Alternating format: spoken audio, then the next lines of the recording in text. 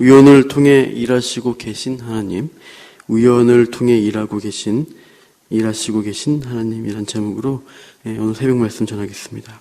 나오미의 이름의 뜻은 즐거움이란 이름이었습니다.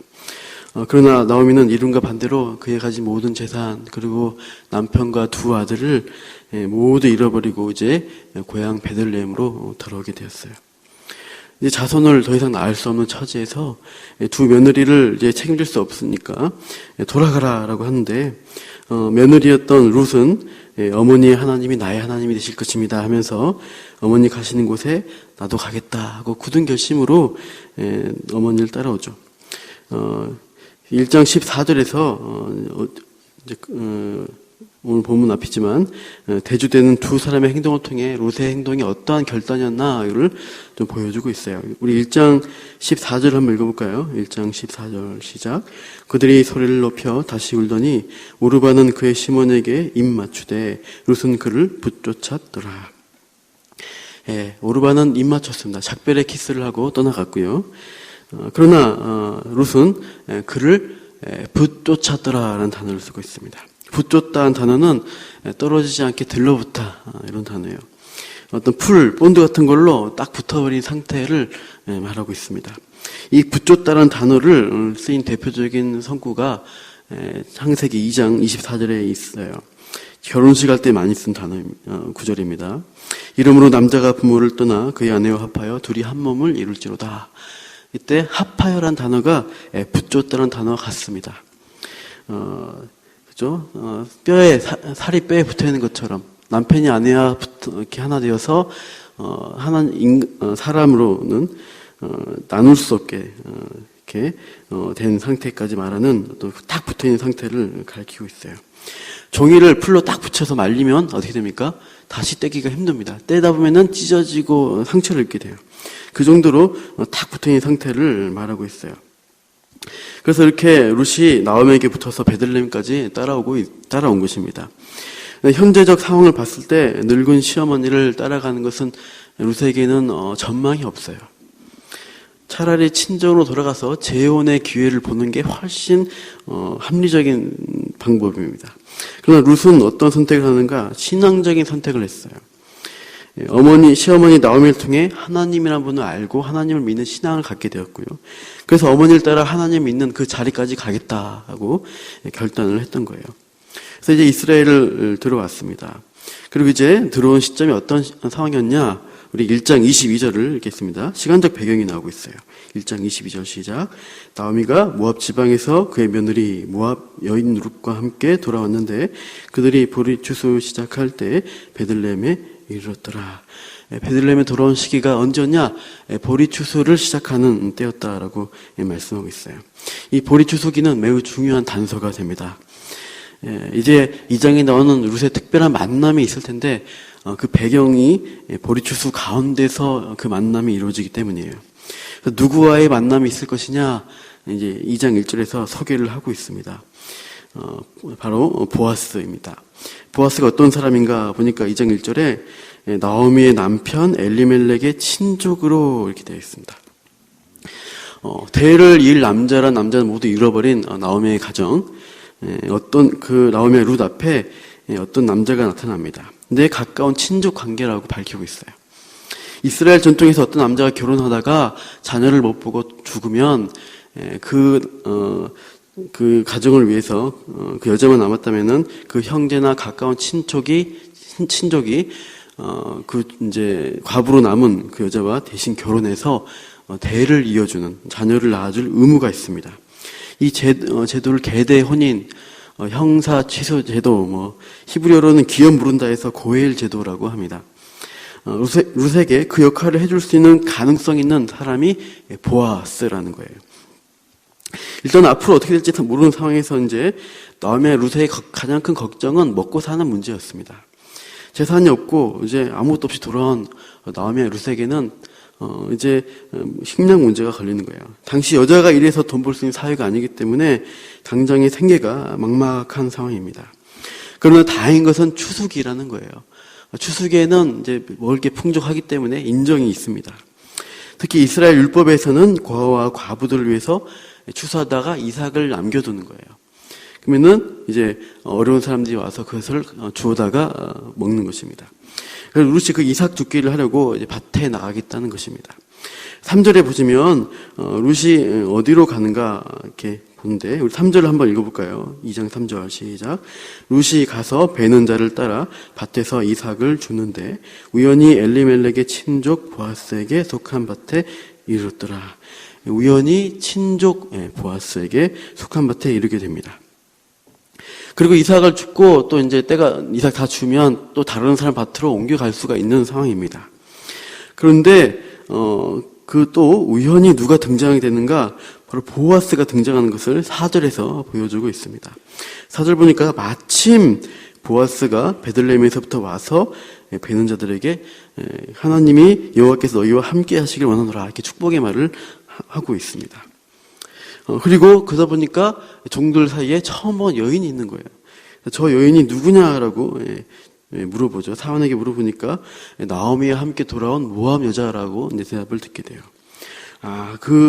나의 친족 나오미가 며느리로 받아들인 이방 여인이구나. 이것을 알고 보아스가 호의를 베풀면서 나의 종들과 함께 머물러 있으라. 내가 이렇게 은혜를 베풀겠다 하는 것이죠.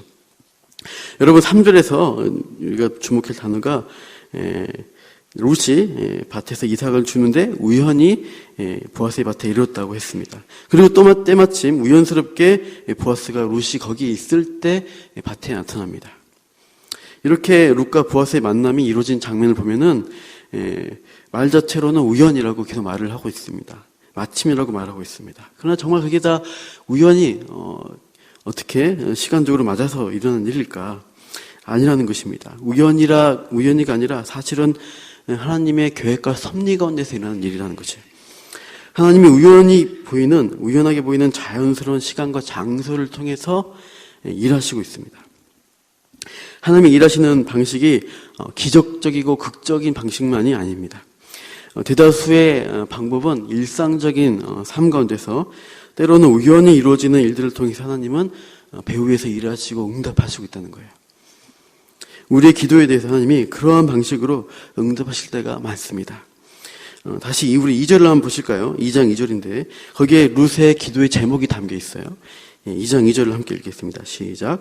모압 여인 룻이 나오미에게 이르되 원하건대 내가 밭으로 가서 내가 누구에게 은혜를 입으면 그를 따라서 이삭을 줍겠나이다 하니 나오미가 그에게 이르되 내 따라 갈지어다 하매. 늙은 시어머니를 봉양하기 위해서 이제 룻이 행동을 옮긴 것입니다. 그냥 손 놓고 있으면 굶어 죽을 수밖에 없는 처지예요. 그러나 젊은 이방 여인은 이 동네에 아무것도 없고 아는 사람도 없어요. 그러나 늙은 시어머니를 할 수 없으니까 자신이 이제 이 가정을 책임지기 위해서 나아가야 하는 것입니다. 그래서 그런 부담감으로 이제 나서서 이제 나가는데 어머니의 하나님이 나의 하나님이라고 고백을 했잖아요. 그래서 그러한 룻은 기도를 했을 것 같아요. 그 기도의 제목으로 시어머니에게 말한 것 같아요. 내가 누군가에게 은혜를 입으면 그를 따라다니면서 이삭을 줍겠습니다는 거예요. 그러니까 기도 제목이 뭐였을까요? 하나님 저에게 은혜 베풀 자를 붙여주세요. 만나게 해주세요. 그를 통해 오늘 일용할 양식을 베풀어 주세요라고 그런 기도의 제목으로 기도하고 어머니께 말하고 나가는 거예요.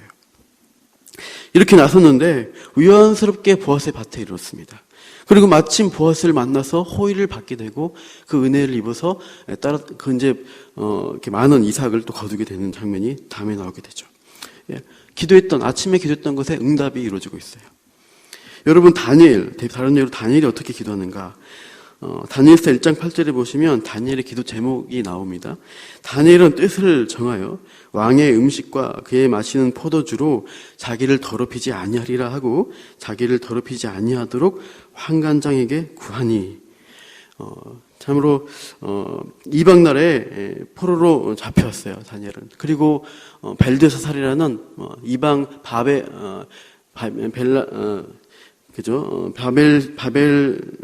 바벨론의 신이죠. 벨신의 이름이 자기 이름에 포함된 계명도 하게 되고 바벨론의 학문과 언어를 배우면서 자기 나라 말과 언어와 모든 것도 잃어버린 상황이었어요. 그 상황에서 나는 하나님만은 포기할 수 없다. 하나님 믿는 신앙을 지키겠다는 고백을 하는 것입니다.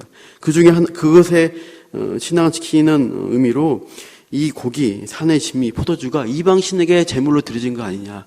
난 이것을 거부함으로써 하나님에 대한 신앙을 지키겠다라고 결심을 했습니다. 나의 신앙을 지키겠다는 것이에요. 그래서 하나님, 제가 제 신앙을, 제 영혼을 이 제물로 더럽히고 싶지 않습니다. 하나님 은혜를 베풀어 주세요라고 기도했을 것입니다. 이렇게 기도하고 환관장에게 왕이 주는 진미, 음식과 포도주를 거부하겠습니다라고 요청한 거예요. 이에 대해서 환관장이 어떻게 하는 게 맞을까요? 환관장 입장이라면요. 포로주 주제에 감히 왕의 명령을 거부해? 똑바로 해. 이렇게 할 수 있는 거예요. 잘못하면 내 목이 날아가. 내가 네 말 들어줄 수 있겠어? 받는 대로 먹으라고 이렇게 할 거예요. 이런 반응이 정상적인 반응일 것입니다. 근데 이 환관장은 고민을 합니다. 어떻게 하면 이 다니엘의 요청을 들어줄까? 왜 이런 모험을 하게 되었을까? 아마 다니엘의 성실한 모습에 신뢰가 가서 그럴 수도 있지만 성경은 그 이유를 이렇게 제시를 합니다. 다니엘서 1장 9절에 이렇게 말씀해요. 하나님이 다니엘로 하여금 환관장에게 은혜와 궁유를 얻게 하신지라. 다니엘은 기도하고 환관장에게 구했을 뿐인데 환관장이 고민하는 거예요. 안 들어줘도 상관이 없거든요. 그 위험을 감수하고 왜 그렇게 해주는가? 은혜를 입게 하나님이 역사하신다는 것입니다. 하나님은 사람을 통해 일하시고 있다는 것이에요. 그래서 그 이후에 12일간의 테스트를 통해 다니엘과 친구들은 채식을 하면서 신앙을 지킬 수 있게 되었어요. 환관장이 그냥 자기 재량으로 허락한 일 같이 보입니다. 겉보기는 그렇습니다. 그러나 사실은 하나님이 배후에서 일하시고 있었어요. 기도응답을 받은 것이죠. 하나님은 우리의 일상생활 가운데 우리가 만나는 사람을 통해서 선한 길로 우리를 인도해주고 있어요. 그냥 일어난 일들, 우연히 되어진 일들 가운데서 하나님이 일하심을 우리가 경험하게 되는데 이것을 구체적으로 우리가 알려면 기도를 해야 합니다. 우리가 안고 있는 문제를 가지고 기도하고 있으면, 구체적으로 기도했으면 때가 되면 누군가 다른 사람의 말을 통해서나 어떤 사건을 통해서 이루어진 걸 보면서 하나님이 응답하시는구나, 이것을 즉각 깨닫게 돼요. 제가 남문교에 온 지 만 3년이 되었습니다. 어제는 제가 1년, 새로 오신 목사님이라고 그렇게 해서 좀 놀랐는데, 3년이 됐어요. 남문교에 오게 된 과정이 있습니다. 이전 사역지에서 제가 사임을 하고 나서, 부산에 있는 동기 목사에게 반농담적으로 서울에 있는 교회 사역지지가 알아봐라, 이렇게 이제, 얘기를 했어요. 부산에 있는 사람이 서울에 있는 사정을 어떻게 알겠습니까? 그래서 그냥 우연히 안부 전하다가 진담 반, 농담 반으로 이렇게 던졌던 말이에요. 그리고 저는 잊어버렸습니다. 그런데 제 동기 목사님 곁에 누가 있었냐? 같은 부서에 이건희 목사님이 사역하고 있었던 거예요. 마침 사역하고 있었죠. 그래서 이건희 목사님은 서울에 있는 남문교에 올지 말지 고민하는 상황이었고, 얼마 후에 이건희 목사님한테 저하기로 전화가 왔어요. 제 동기 목사님께 소개받았다고 같이 사역하자 말씀을 하시더라고요. 지금은 기도 중인데 결정이 되면은 남문교회 사역하자 하고, 또 제 아내도 같이 이제 신대원 신학 졸업했는데 같이 교육부 하자라고 얘기를 하셨습니다. 이 사건이 겉보기에는 제 신학 동기를 통해서 우연히 이렇게 연결되었고, 또 자연스럽게 전화통화가 되면서 이렇게 남문교회로 온 것 같이 보입니다. 그러나 저는 이 모든 일상적인 과정에 하나님이 은밀하게 일하시고 있구나, 이것을 알게 하나님이 해주셨어요. 사건의 전말은 이렇습니다. 제가 이전 교회 사임하기 전에 여름에 8월 달이에요. 이제 다음 사역지로 옮겨야겠다 생각하고 아내와 기도를 하게 되었습니다. 그래서 아내도 이제 신대원 졸업한 전도사이기 때문에 그때 이제 첫째 아이를 낳고 이제 키우는 중이어서 사역을 안 하고 있었어요. 근데 이제 사역을 다시 해볼까 생각한 중이었고, 그래서 아내의 의견은 이제 아이를 데리고 교회를 다니려면 부부가 같이 사역할 수 있는 교회로 가야 된다. 그래서 그 제목을 가지고 8월 달에 그때 저희들이 부부가 함께 할 수 있는 사역지를 주세요라고 기도했던 것이죠. 그러니까 이건희 목사님 전화를 받을 때 부부가 같이 하자는 얘기 듣고 깜짝 놀랐습니다.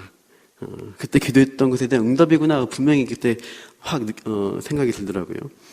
하나님은 우리의 기도를 들으시고 응답하셔요. 우리의 자연스러운 일상의 과정을 통해서 일하시는데, 실상적으로는 자연스럽게 가는 것 같지만 일하시고 있다는 거예요. 그러한 하나님의 인도심 잘 받기 위해서 우리가 주어진 처지와 환경에서 최선을 다해서 살아내고 있는 성실함이 필요합니다. 룻은 아무것도 없는 처지에서 신앙만 가지고 그 시어머니 나오미를 따르기로 결단을 했어요. 그리고 나오미를 봉양하기 위해서 내가 이삭 집으로 나가야지. 내가 저 남자들 좀 겁나지만 거기 끼어들어서 열심히 내가 식량을 모아야지. 이렇게 최선을 다했습니다. 그럴 때 하나님이 우연스럽게 보이는 과정을 통해서 그 보아스의 밭에 또 보아스를 만나는 과정을 허락하여 주셨어요. 룻에 대한 보아스의 칭찬을 한번 보실까요? 2장 11절입니다. 11절 같이 읽어볼게요. 시작. 보아스가 그에게 대답하여 이르되 내 남편이 죽은 후로 내가 시어머니에게 행한 모든 것과 내 부모와 고국을 떠나 전에 알지 못하던 백성에게로 온 일이 내게 분명히 알려졌느니라. 보아스가 칭찬하는 거예요. 너 정말 열심히 산다. 내 소문 들었다. 너 정말 큰 결심을 했구나. 이렇게 칭찬하면서 은혜를 베풀고 싶은 마음이 이미 있었던 것입니다. 그 성실함, 하나님 믿는 사람으로서 기도만 하고 되었지가 아니라 기도하고 기도한 대로 열심히 사는 것입니다. 그럴 때 보아스 같은 사람들이 소문을 듣고 감동을 받을 수 있습니다. 그리고 하나님이 은혜의 통로로 그런 사람들 붙여주셔서 우리가 은혜를 입게 하시고 또 위로받게 해주는 그러한 하나님의 인도하심이 있다는 거예요. 13절에 보시면 룻이 그렇게 고백합니다. 내가 당신께 은혜 입기를 원합니다. 은혜 입게 되었고요. 또 당신이 이 하녀를 위로하신다는 그 기쁨의 말을 했다고 고백하고 있어요. 이 자리에서 여러분의 어려움, 여러 가지 기도의 제목들을 가지고 기도하십시오. 그리고 기도의 응답에 대해서 놀라운 기적으로 응답해 주세요 할 게 아니라 하나님 오늘 하루도 힘들지만 최선을 다해서 주어진 삶을 살겠습니다. 제게 감당할 힘을 주십시오. 하나님의 사람으로 열심히 살게 도와주십시오. 오늘 순적한 하루를 주시고 그러나 일상 가운데서 만나는 그 사람들에게 하나님이 은혜 입게 하는 그 사람들에게 그런 사람을 만나게 해주시고 순적한 길을 열어주세요. 이렇게 기도하고 나가는 거예요. 우연 같지만 구체적으로 일하시고 응답하신 그 하나님 바라보면서 오늘 하루도 힘있게 또 한 주간 살아가내시는 저와 여러분 되시기를 축원합니다. 기도하겠습니다. 세상을 창조하신 하나님, 여전히 이 세상의 모든 것들을 주관하시는 우리 하나님, 우리가 예수 믿고 이 자리에 있는 것 또한 우연이 아닌 것을 고백합니다. 우리가 분명히 하나님의 인도하심 아래 살아가는 자들임을 깨닫게 하여 주시옵소서. 일상에서 우연히 일어난 일들 같지만 이 모든 순간에 하나님이 개입하시고 일하시고 계심을 확신합니다. 기도로 우리의 하루하루 인생길을 맡겨드리며 우리가 기도한 대로 최선을 다해 살아갈 때 하나님 선하신 손길, 오늘도 이번 한 주도 체험하는 은혜를 베풀어 주시옵소서. 이 시간 기도 제목 가지고 나아갑니다. 하나님께 더 가까이 나갈 때 참으로 하나님의 붙드심을 더욱더 경험하며 승리하게 하여 주옵소서. 이 모든 말씀 예수님 이름으로 기도합니다. 아멘.